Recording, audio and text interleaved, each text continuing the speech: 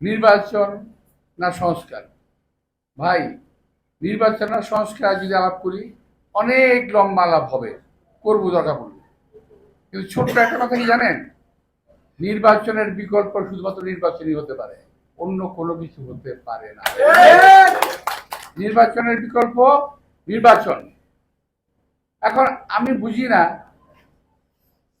কারণ আমি কথা বললেই তো বলবো যে মির্জা আব্বাস তো সংস্কারের বিরুদ্ধে কথা কয়, সংস্কার চায় না।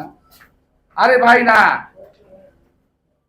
আমাদের জন্য, নির্বাচনের জন্য, দেশের জন্য, দেশের মানুষের জন্য যেই সংস্কারটুকুর প্রয়োজন আমরা সেই সংস্কারটা চাই।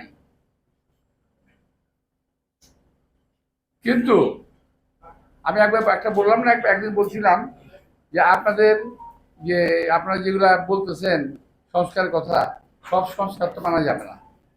এই কথাটাকে টুইস্ট করে আমাদের কয়েকজন বিদেশি অবস্থানরত তথাকথিত সাংবাদিক টুইস্ট করে এমন ভাবে বললো বিএনপি সংস্কার চায় না, মির্জা আব্বাস সংস্কার চায় না।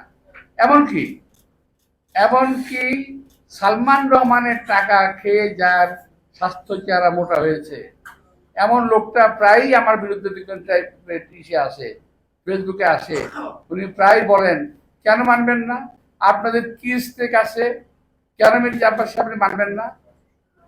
আরে ভাই, তোমার যেমন বিদেশে পালায় থেকে কথা বলার অধিকার আছে, আর আমার কি দেশে থেকে কথা বলার অধিকার নাই? আমি এই দেশে থেকে মৃত্যুদণ্ড মাথায় নিয়ে, জেল জুলুম মাথায় নিয়ে, জেলে থেকে আমার সহকর্মীদের নিয়ে আমি জেলখানায় থেকেছি। এই দেশেই আছি, পালিয়ে যাই নাই। আপনারা তো পালাই গিয়ে লম্বা লম্বা